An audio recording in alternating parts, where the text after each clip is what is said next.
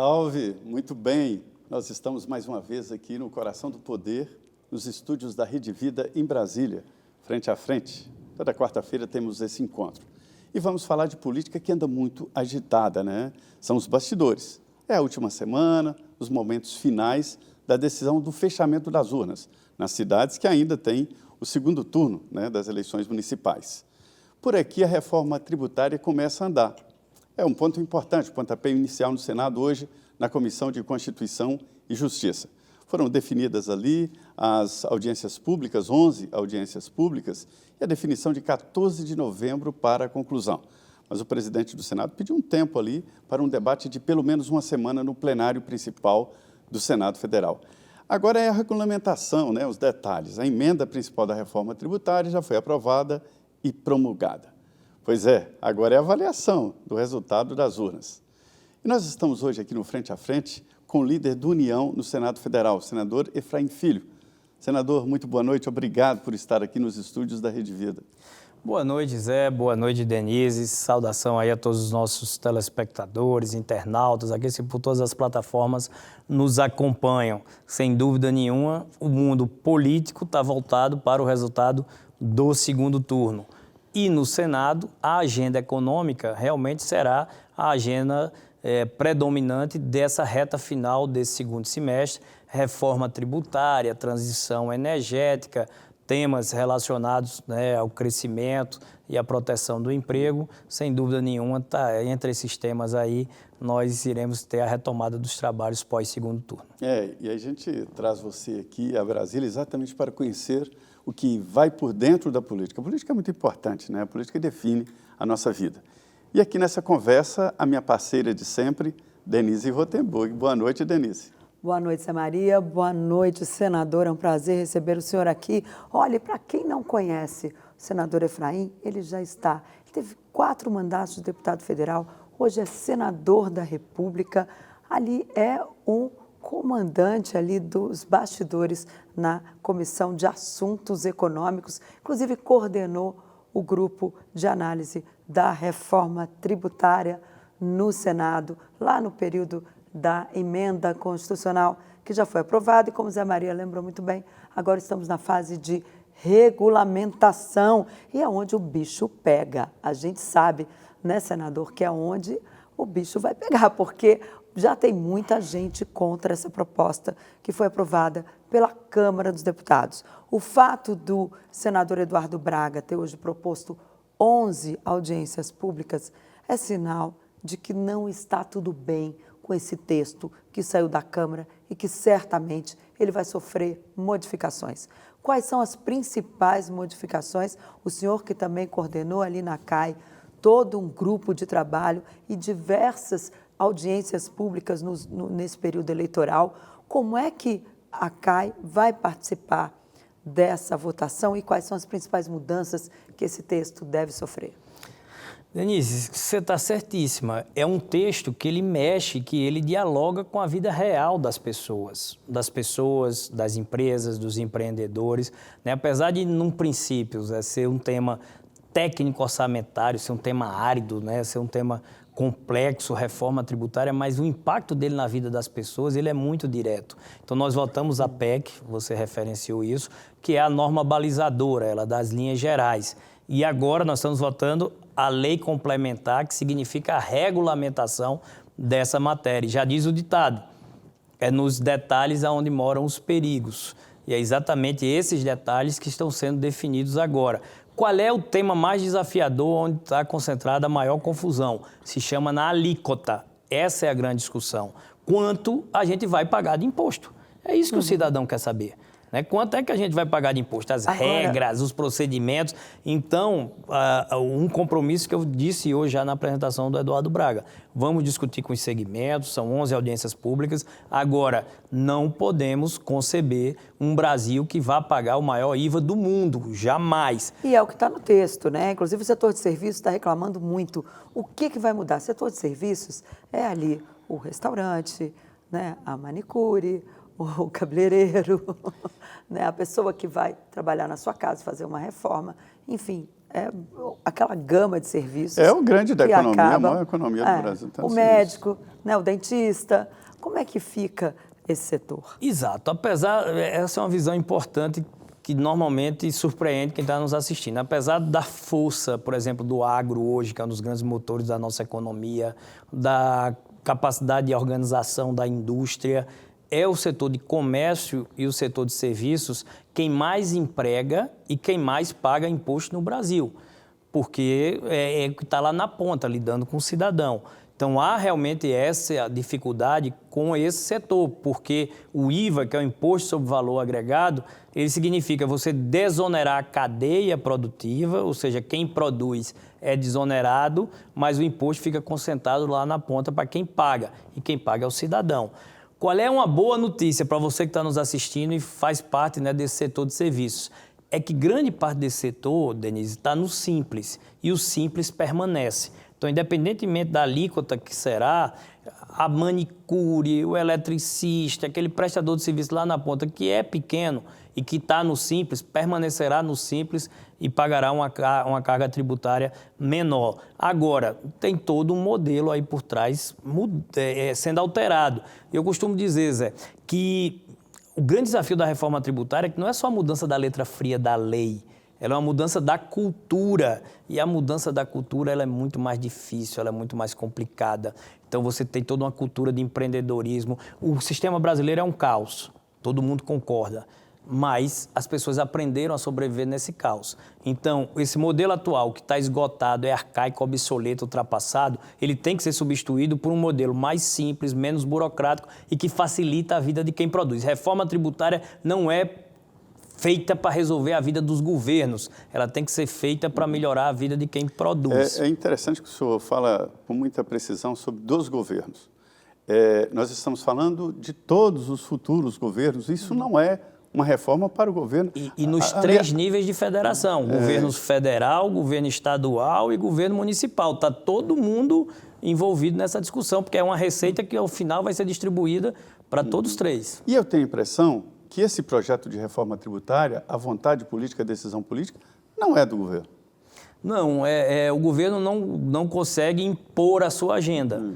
Tanto que o Congresso tem dado demonstrações de independência. Eu vou trazer um tema aqui que a gente, inclusive, já conversou a respeito dele aqui e vocês cobriram durante todo esse ano, a desoneração da folha de pagamento. Apesar do governo ser contra, o ministro Fernando Haddad ser contra, porque queria arrecadar e arrecadar, mas há decisões que são estratégicas do ponto de vista de você defender geração de emprego, estimular quem produz, fazer o Brasil crescer. Então, não pode ser só olhar para arrecadar. Eu tenho dito isso, a palavra da moda hoje é qual? Responsabilidade fiscal, equilíbrio fiscal. Tem de ser, mas não se faz equilíbrio fiscal só pelo lado da receita. Arrecadar, aumentar imposto, aumentar a alíquota para o governo arrecadar mais. Não, amigo, estão esquecendo. Equilíbrio fiscal também se faz pelo lado da despesa, qualificar o gasto público, diminuir custos, reduzir despesas, e isso o governo tem se esquecido. O governo ficou de mandar um pacote, né, sobre redução das despesas. Diz que chega ou no final dessa semana ou na próxima semana. Deve chegar junto com o Papai Noel, então, quase. Não, mas eu imagino que é preciso, porque o governo está perdendo a narrativa, a guerra da comunicação. Né? Ninguém vai aguentar uma proposta de reforma tributária que aumente a alíquota, aumente para 28%, para cobrir o que o governo quer gastar. Não pode ser gastança desenfreada, você tem de ter um limite de arrecadação e adaptar, Denise, seu orçamento dentro daquele limite. Se fala hoje numa alíquota simbólica de 26,5%, né? Aquela alíquota que ficou na mente de todo mundo. Aí o governo diz, não, para cada decisão que tiver, nós vamos aumentando. Vai chega a 29, 30. Não é isso. A alíquota vai ser 26,5%. O governo quem tem que adaptar os seus gastos dentro da previsão de arrecadação com 26,5%. Né? Não é o contrário, não é a sociedade, não é o setor produtivo que tem que pagar mais para poder fazer as vontades de um governo gastador. Você tem que reduzir sua despesa para se adequar dentro daquilo que a sociedade aceita e suporta pagar. O relator do orçamento teve uma reunião na Casa Civil da Presidência e lá ele ouviu do ministro, né, para fazer os cortes. Queria que o relator fizesse. O relator não. Assuma as responsabilidades de governar e defina os seus cortes, né? E aí o Congresso vai decidir. É cada vez maior a força do Congresso para essas decisões. Nós temos um Congresso hoje empoderado por uma decisão que vocês dois acompanham aí desde, né, desde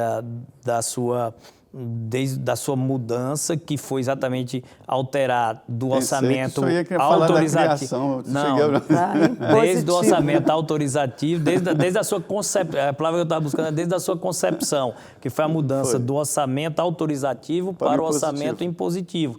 E isso alterou aquele conceito de um governo que tinha condições de impor a sua agenda, porque fazia, né, o toma lá da cá, na só liberação das emendas, que queria, o balcão, o negócio, ou seja, era só liberava o que ele queria. E aí, eu que sou parlamentar, eu também tenho uma missão e uma responsabilidade de levar recursos e investimentos para mim, para meu estado, para minha cidade. E quando eu dependia do governo para isso, você votava o que fosse. Essa é a grande mudança de mentalidade, eu falei há pouco, a mudança de cultura que permitiu hoje ter um Congresso mais independente e mais autônomo. Mas no momento em que o Congresso tem também a responsabilidade de dizer para onde vão os recursos, não cabe ao Congresso ter também a responsabilidade de ajudar o governo a dizer onde dá para cortar?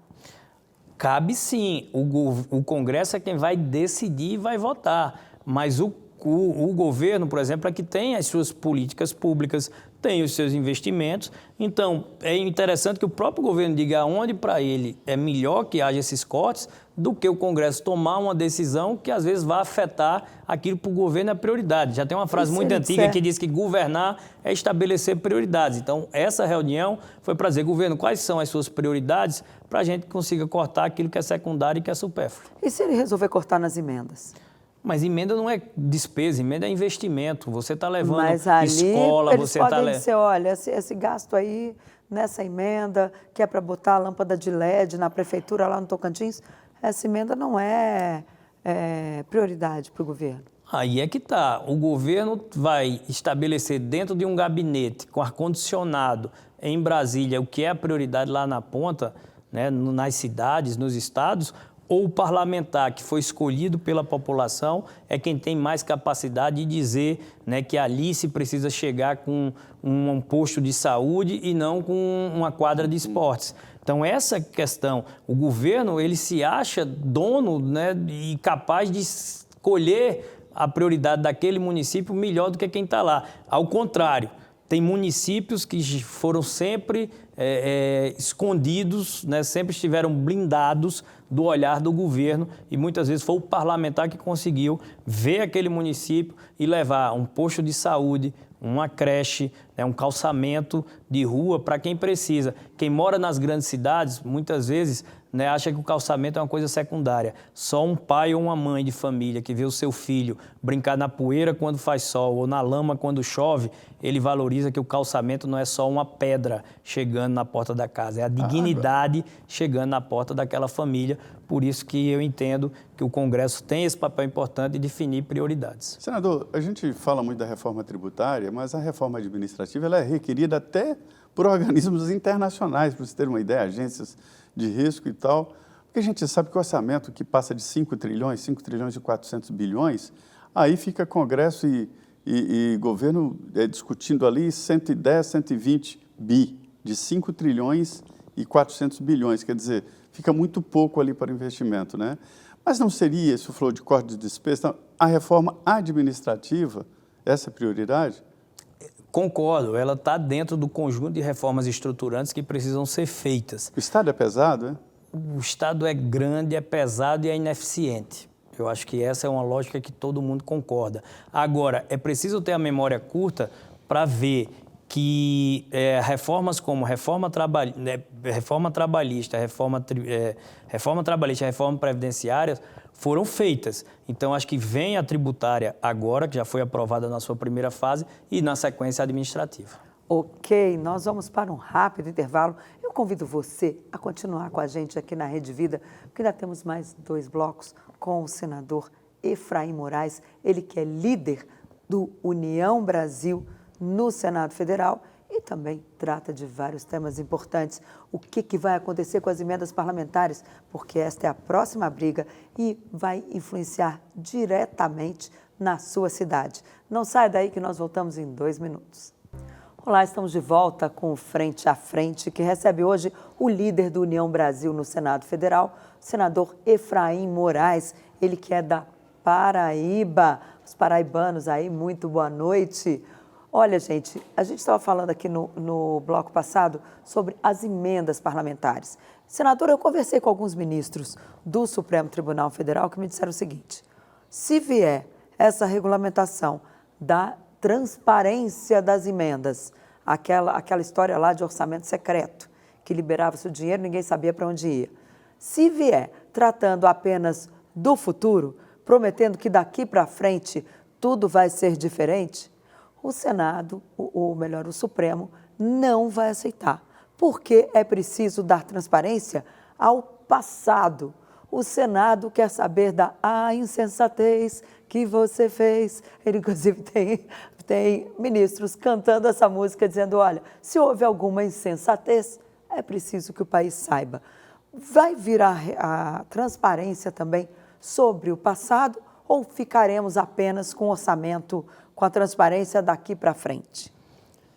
Olha, Denise, eu acredito que a transparência ela é bem-vinda para o passado, para o presente e para o futuro, tá certo? É preciso saber aquilo que pode ser alcançado em termos de definição, de destinação, prestação de contas, porque o que está no passado foi prestado contas já, tanto no Tribunal de Contas dos Estados quanto no Tribunal de Contas da União.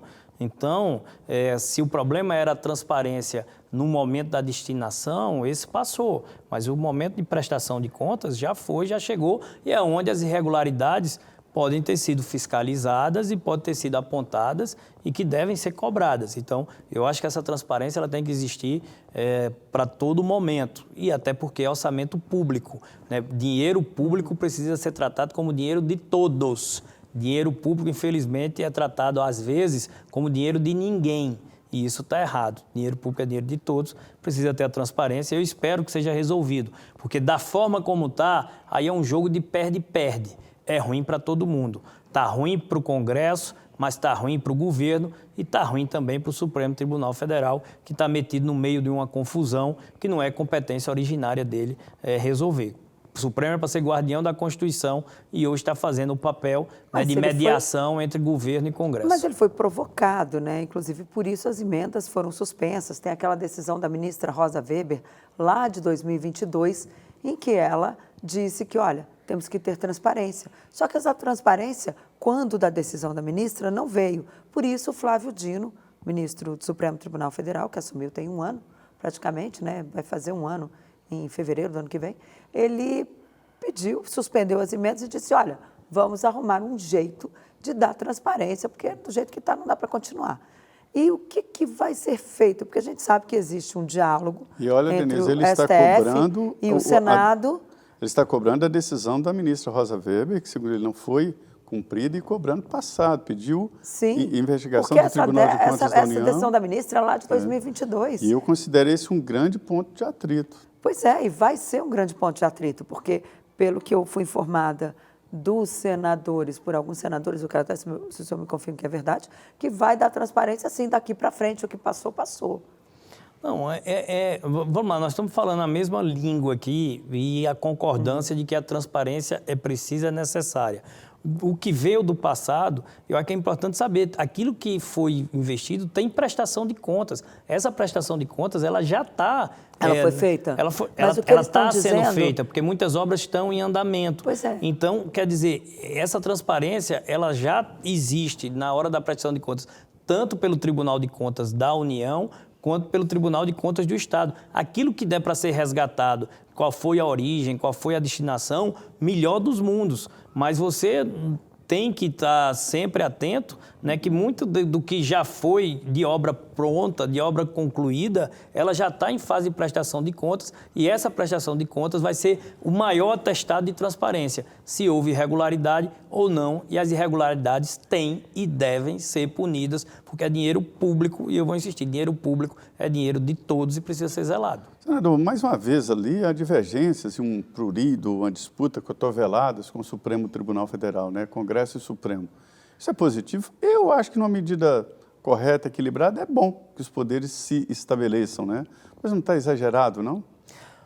Olha, o princípio da Constituição, ele diz que os poderes devem ser independentes, porém harmônicos. Esse é o mundo ideal. Só que essa harmonia, ela nunca é plena, ela sempre é conquistada ali, como você disse, num jogo de ocupação de espaço, de cotovelada, de tentar impor limites da sua função, da sua competência. E vocês A própria veem... Constituição exige, né, que cada presidente defenda as competências do seu... O termo técnico para isso é um sistema de freios e contrapesos que nós temos, ou seja, cada poder ele é um freio para o outro, mas sempre existiram pontos de tensão. Em determinados momentos da nossa democracia, que é jovem, foi ali entre governo e Congresso. Recentemente, por exemplo, no governo Bolsonaro, você teve um ponto muito forte de tensão entre governo e Supremo. E agora eu acredito que o maior ponto de tensão é entre Congresso e Supremo. Então, eu acho que essa luta por espaço, ela é própria da democracia, está lá na nossa Constituição. E o mundo ideal, que é poderes independentes e harmônicos, ele pressupõe, né, esse sistema de freios e contrapesos para quem ali estiver usurpando competência. O que é ruim nesse jogo é a história do ativismo judicial, da judicialização da política. É muitas vezes um Supremo que não quer só julgar, mas quer também fazer lei, quer legislar. Está aí os temas como o PEC da antidrogas, né, o tema da legalização da maconha, da legalização do aborto, tema do marco temporal das terras indígenas, a autorização do imposto sindical. Citei aqui alguns rapidamente para não entrar no tema, mas para dizer, são temas que o Supremo invadiu competências do Congresso para, sob o nome de estar julgando, estar legislando. Mas o Supremo foi provocado, né, senador? Todos esses casos. Não, mas, por exemplo, na PEC das drogas, não. A PEC das drogas é uma iniciativa do Supremo, tá certo, de estar tomando atitudes e veja só como é grave. Em outros casos, o Supremo dizia, não, existia um vácuo, o Congresso não decidia e eu vou tomar uma decisão. No caso da legalização das drogas, não. Tinha uma lei, né? Não, Tem, né? O Congresso votou lei, o Congresso se posicionou. Teve ações que chegaram ao Supremo. Não, mas é ação judicial, nesse caso da droga. É o cara que está lá preso, tá certo, e chegou um recurso no Supremo.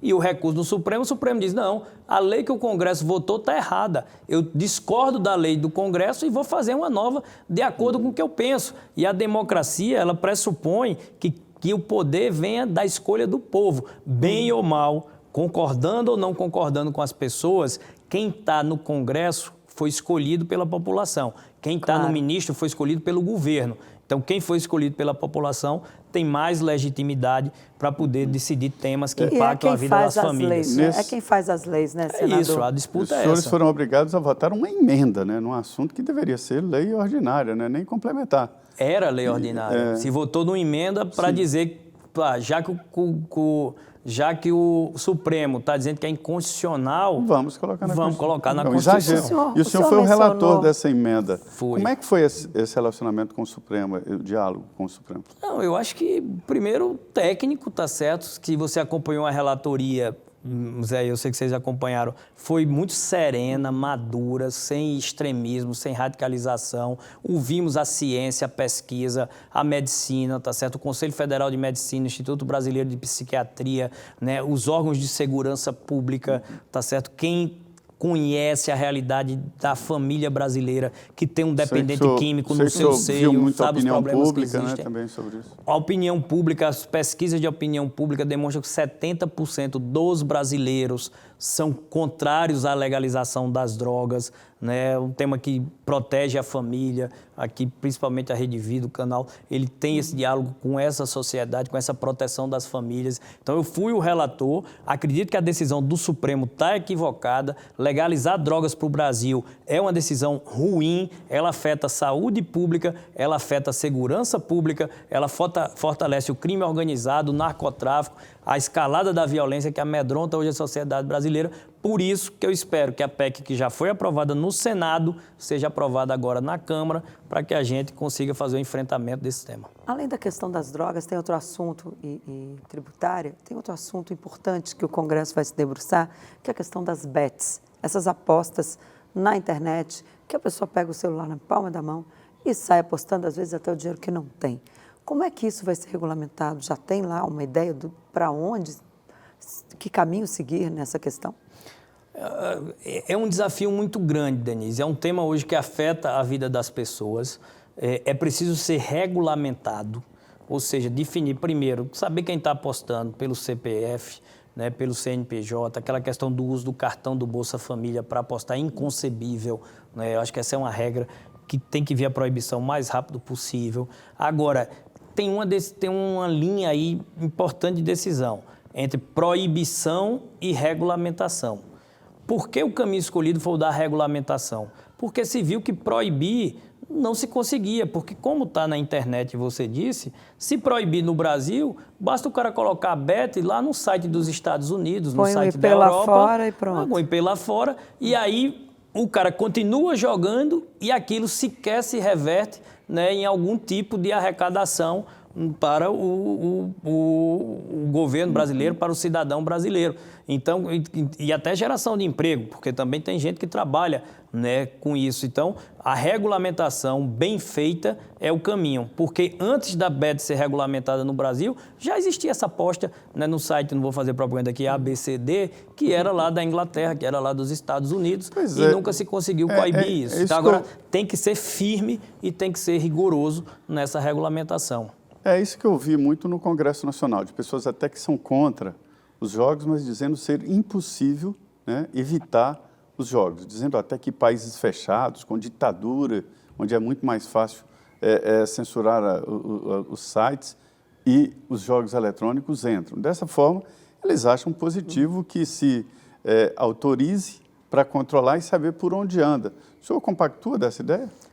Compactuo, Zé, e veja só, tem uma Eu acho coisa que a gente só descobriu esses absurdos aí porque houve a legalização, mas já estava acontecendo tudo. Não, o jogo já existia aqui antes da regulamentação, muita gente jogando nesses sites aí que todo mundo sabe os nomes, que eram de fora. E uma coisa, quando a gente fala, às vezes mistura, você tem a aposta esportiva e você tem o jogo eletrônico. O grande mal que tem causado às famílias brasileiras é mais o joguinho eletrônico, o cassino online, aquela história do jogo do tigrinho, disso, daquilo, né, que se chama. Não é tanto... A pessoa vê aquele dinheirinho surgindo ali e acha que é real, que vai ganhar tudo aquilo. E até porque, Denise, aquilo ali pode ser manipulado, porque como é um jogo eletrônico que pertence à própria empresa, ela vai dando um resultado que você ganha um pedacinho, mas perde a maior parte.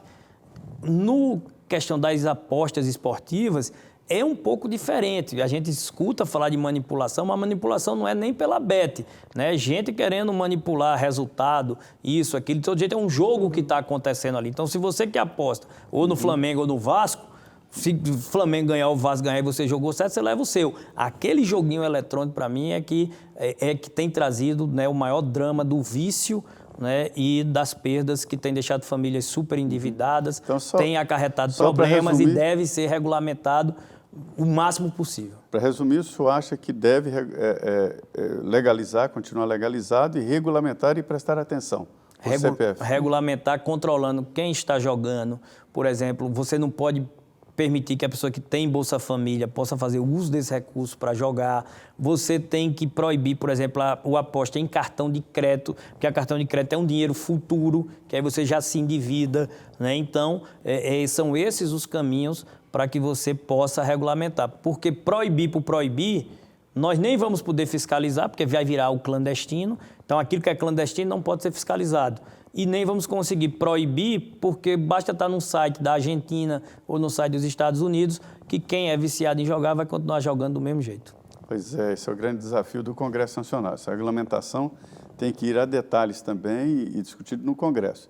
Isso é uma grande força que vem fazendo um lobby muito grande no Congresso Nacional há muito tempo, tentando exatamente essa abertura e a inclusão aí do famoso jogo do bicho, né, que agora entra nessa linha. E a novidade é que o jogo do bicho passa a ser, já é hoje um jogo eletrônico, não é mais aquela história de ficar com carbono e papelzinho, né? Já é tudo maquininha. Só que, a partir de agora, quem não se legalizar entra como crime, não mais como uma coisa banal, como se fosse uma contravenção. Nós vamos agora ao intervalo, 2 minutos, estaremos de volta com o líder do União do Senado Federal, o senador Efraim Filho. Pois é, estamos mais uma vez aqui no Frente a Frente falando de política. Seja bem-vindo. Senador Efraim Filho, líder do União no Senado Federal, e falando exatamente da política, falamos aí sobre a abertura das bets, que é o grande debate do Congresso Nacional. O Congresso, logo na volta, vai ter que enfrentar essa discussão que pegou forte. Senador, na sombra desse debate, eu vi um projeto muito interessante do senador Cleitinho, de Minas Gerais, que regulamenta o Bolsa Família. Esse é um debate antigo, né? Lá atrás já se falava sobre o uso do Bolsa Família para comprar cachaça e a resposta não, o dinheiro é dele, ele faz o que quiser. O senador Cleitinho está dizendo, olha, nós não estamos regulamentando o salário, mas um dinheiro público, que é o Bolsa Família. A ideia dele é factível, é um cartão com restrições de aplicação. O que o senhor acha desse projeto? Não, eu acredito que ele dialoga com esse problema das bets, tá certo? Com outros, que né? é inconcebível você usar dinheiro de Bolsa Família para estar jogando em bet, como para estar comprando bebida alcoólica e cachaça. Tá certo, esse é um dinheiro que é para subsistência da família. Ele tem, o próprio Bolsa Família ele já diz, ele é para dar a quem não tem o seu salário, né, a condição de subsistir a sua família. Sua esposa, seus filhos, a mãe que é mãe, chefe do lar, né, poder dar à sua família, a seus filhos, essa condição. Então, eu acho que a ideia é bem-vinda, né, e temos de evoluir nessa concepção. Né? O dinheiro é daquela família, mas salário, ele deve né? ser bem aplicado. Agora, eu queria mudar um pouquinho de assunto. Nós estamos chegando aí no final da eleição municipal, mas os partidos e também os seus líderes, e eu aposto que também é o seu caso, já estão de olho lá em 2026, porque os políticos, gente, eles começam a discutir esses temas muito antes do cidadão que está ali cuidando da sua vida, cuidando da escola dos seus filhos, do seu negócio, do seu emprego. Os políticos começam bem antes. E eu tenho visto que Ronaldo Caiado, governador de Goiás, do União Brasil, seu partido, já começa a percorrer o país e a também se posicionar de uma forma mais incisiva como pré-candidato à presidência da República. Ele vai mesmo ser o candidato do União Brasil? O senhor aposta na candidatura dele? Vamos lá, Denise. Eu acho que, primeiro, vou falar um macro aqui do cenário nacional. União Brasil é um partido novo, fruto da fusão, né, entre PSL e Democratas, e que vem aí com um bom resultado já no resultado do primeiro turno. Vamos aguardar, claro, as definições de segundo turno, mas já elegemos 2 prefeitos de capital no primeiro turno, Teresina e Salvador. Elegemos, eu acho que ficamos ali na 4ª posição, bem próximo do terceiro, né, dentro do número total de prefeitos eleitos. Então, União Brasil sai fortalecido desse processo de eleições municipais, visando exatamente esse tabuleiro político para 2026. Dentro dele existe, no partido, um nome da condição de Ronaldo Caiado, governador do Goiás, que é um nome conhecido da política, que tem uma gestão extraordinária com resultados que tem dado ao Caiado a legitimidade de percorrer o Brasil. Claro, bons resultados na educação, na saúde, mas principalmente na segurança pública. E eu acho que essa foi a grande bandeira, né, de 2024 nas eleições municipais e vai ser potencializada para 2026.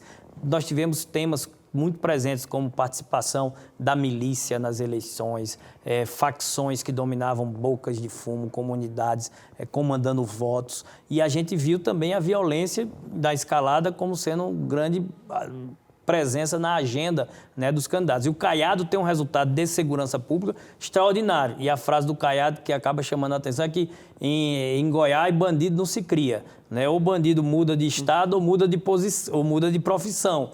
E eu acho que Caiado vai chegar em 2025, pós-eleições municipais, com uma boa agenda, com resultados para serem mostrados, político de credibilidade e respeitado, né, no mundo da política, e é uma aposta do União Brasil para participar de todo esse processo de discussão. Recentemente, numa conversa com o governador de Minas, Romeu Zema, ele me disse que se reuniu com alguns governadores, entre eles o Ronaldo Caiado, com o Freitas de São Paulo, enfim, com líderes, e acertaram ali de que não dispersar esse grupo, né? Esse grupo liberal.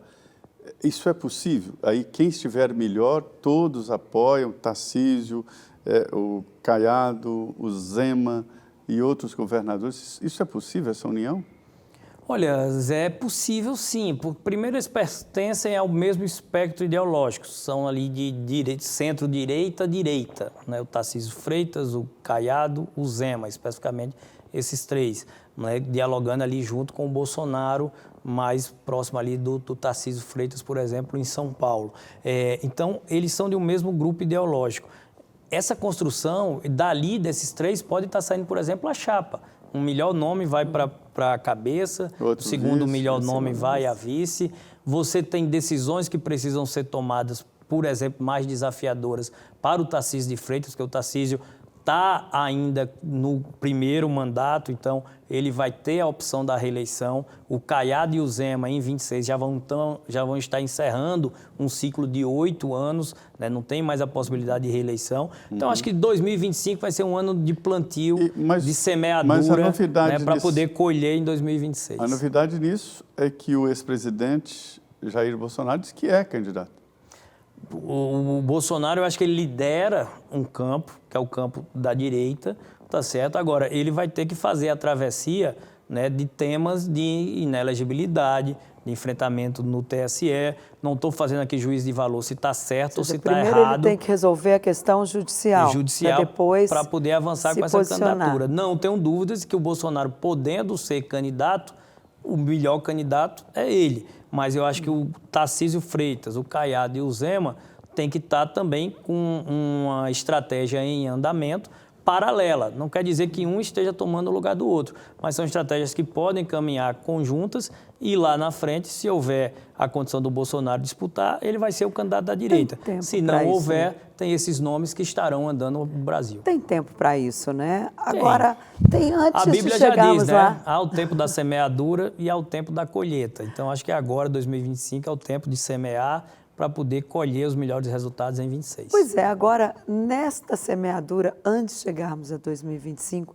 tem a disputa para a presidência da Câmara e do Senado Federal. No Senado, parece que, pelo menos pelo que chega de informação, Davi Alcolumbre, nada de braçada. É do seu partido, é presidente da Comissão de Constituição e Justiça, é seu liderado. O Zé Maria lembrou muito bem. Agora, na Câmara, tem o líder do União Brasil, Elmar Nascimento, que não se conformou com o lançamento da candidatura de Hugo Mota pelo Marcos Pereira, que é presidente do Republicanos, e tem ainda Antônio Brito, que é líder do PSD e também pré-candidato à presidência da Casa. Pelo que eu tenho ouvido ali, olha, não tem conversa, vai ter disputa, o Elmar Nascimento jura que o nome dele vai estar lá para que os deputados possam escolher, quando chegar a hora de votar, entre os pré-candidatos. Ele falou assim, meu nome vai estar na urna, isso é a única certeza que eu tenho atualmente. Como é que está essa disputa? Como é que a União Brasil vai se virar aí? Eu sei que o senhor é senador, mas o senhor já foi líder da bancada na Câmara, o senhor sabe muito bem como funciona aquela casa. Como é que vai ser essa construção aí na Câmara dos Deputados? Olha, Denise, eu conheço realmente, fui líder já na Câmara dos Deputados, sei que a efervescência, né, da Câmara dos Deputados ela é bem maior que a do Senado, tanto pela questão da quantidade, são 513 deputados, né, diferente dos 81 senadores, aonde no Senado é possível você ter uma previsibilidade maior dessa conta de votos, conta de bancadas, o que leva, e aí me permita fazer essa análise primeira do Senado. O nome do Davi Alcolumbre realmente está consolidado, tem hoje o apoio tanto de ala do governo como de ala da oposição, né? Então, por quê? Porque entendem que é preciso ganhar junto com o Davi para poder construir uma agenda para o futuro. Então, Davi, como presidente da CCJ, por exemplo, soube atender demandas do PL, do Flávio Bolsonaro, do Rogério Marinho, agendas que eram importantes para a oposição. Então, ele ganhou esse voto de confiança, né? Como também tem liderado vitórias importantes para o governo, como, por exemplo, na reforma tributária, ao lado do presidente Pacheco. Então, Davi me parece um nome hoje que beira o consenso, né, no Senado, e se houver candidatura contrária, será mais para marcar posição de forma avulsa, mas me parece estar bem consolidado. Eu até brinco, né, o Davi sendo meu liderado, porque eu sou o líder do União Brasil, com o apoio do Davi, que disse, Efraim, cuide do União Brasil para eu ficar livre, para cuidar do plenário como um todo. Então, graças a Deus, tenho a confiança né, do presidente do senador Davi, e temos contribuído aí na construção dessas estratégias. Câmara dos Deputados é um cenário ainda indefinido, foi muito antecipado, acho que vocês concordam com isso, né? Nunca houve uma eleição tão antecipada. Foi o então, próprio presidente que antecipou. O próprio presidente antecipou, só o futuro Foi quem vai dizer. Foi um erro dele? É muito difícil. Um erro de avaliação dele? É muito difícil fazer essa previsão agora, tá? Porque a ideia dele era antecipar, acertar tudo e ficaria muito mais tranquilo. Consenso. Eu acho que quando não chegou o consenso, ele vai ter que lidar com um cenário de enfrentamento por mais tempo do que deveria. E esse tempo demasiado, né, ele faz com que você tenha candidatos que sejam fritados, você tenha a imprensa que esteja em cima fazendo a cobertura, né, de um, de outro. Então, eu acho que é um cenário indefinido. A Paraíba, né, tem o Hugo Mota, que é meu companheiro de bancada, um grande nome, um grande quadro, né, um líder do Republicanos que tem, né, uma boa aceitação dentro da casa. E, por outro lado, eu também tenho no União Brasil o líder Elmar Nascimento, que é do meu convívio, fui deputado junto com Elmar e também exerce uma grande liderança daquela casa. Então, e próximo do Arthur Lira. Então, eu acho que é um cenário ainda que vai para frente, né, tem o Brito, e só após essa volta completa, né, da agenda da Câmara, após as eleições municipais, é que a gente poderá ter um cenário bem Arthur diferente. Lira, peraí só um minutinho, Zé. Tá? Arthur Lira traiu o União Brasil ao não anunciar, a não apoiar a candidatura de Elmar Nascimento, porque pelo menos é isso que ele tem dito aí nos bastidores que aconteceu com ele nesse processo. Olha, é um sentimento que é da bancada da Câmara. A palavra do líder Elmar tem sido nesse sentido, né? Agora, nós de fora não sei o que aconteceu ali nas entranhas, nas minúcias das grandes decisões. O Elmar saiu desse processo realmente muito chateado com a postura do Arthur Lira. Eu vejo ali nos debates, nas reivindicações dos partidos, há muita coincidência, né? Nós queremos isso, queremos isso, queremos isso. O que muda? A oposição, o PL, quer a pauta da retirada como é que fala isso? Perdão. Da PEC da anistia. Anistia, PEC da anistia, isso. Quer a anistia. E ali incluir o ex-presidente Jair Bolsonaro é uma das medidas de tentativa de reabilitar o ex-presidente Jair Bolsonaro. E o governo quer as pautas do governo. Essa é a diferença. O resto é independência, representação partidária nas decisões, né, proporcionais. Mas esse ponto aí, independência, é comum em todos os partidos, todas as reivindicações de oposição e de governo. Quer dizer, é um novo momento do Congresso Nacional. Eu entendi isso como uma pauta comum. A gente já falou um pouco sobre isso aqui, Zé, e você está correto. O Congresso, ele ganhou uma envergadura, tá certo, de força, de prestígio, e não é nada mais do que o outro.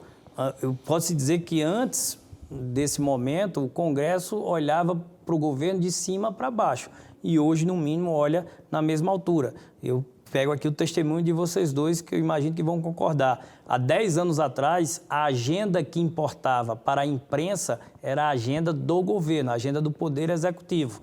Hoje, a agenda do Congresso, o que vai ser votado na Câmara, o que vai ser votado no Senado, ganharam um grau de importância de estar, no mínimo, ali no mesmo nível.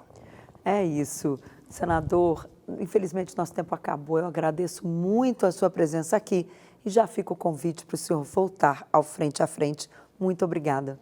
Não é à toa, Denise, que me chamam de Uber, né? Você brincava ali no começo, porque a cara é de novo, mas a quilometragem é rodada, né? Ou seja, bastante experiência vivenciando esse mundo da política. Fui um dos senadores mais jovens a ser eleito, com 43 anos, hoje com 45. Então, carrego comigo ainda aquela chama da mudança, de acreditar que a gente pode transformar para melhor o Brasil, um país que tem tanto potencial, que pode crescer. É só acertar ali direitinho no caminho que a gente chega mais longe. Então, obrigado pelo convite. Foi um grande prazer estar com vocês aqui, estar com as famílias aí da Rede Vida que nos acompanharam. Muito obrigada. Especialmente as paraibanas, né? Beijo grande aí Zé para Maria, eu vou fazer até uma confissão aqui. Nós já entrevistamos o pai do senador, né, Zé Maria? Sim, muitas Senador vezes. Efraim Moraes. Eram dois estagiários, né? O Zé e a Denise ainda de lá para cá se consolidaram. Isso, né, Zé? Muito tempo de frente a frente e também de estrada aí no jornalismo, né? Isso é bom. Porque de tédio a gente não morre, né? E a lição que se tem é o seguinte, a política é viva, ela sempre está mudando e a gente tem que se adequar, tem que aprender todos os dias, e é assim mesmo. Seja bem-vindo, senador, aí, um senador jovem e outros jovens que estão aí no caminho, estão batalhando pela política. Muito obrigado, muito boa noite, fiquem com Deus. É isso, olha, para você que esteve com a gente aqui até agora, muito boa noite, mas não sai daí não, porque vem o Jornal da Vida com as notícias do Brasil e do mundo para você aqui na Rede Vida de Televisão. Muito boa noite e até a semana que vem.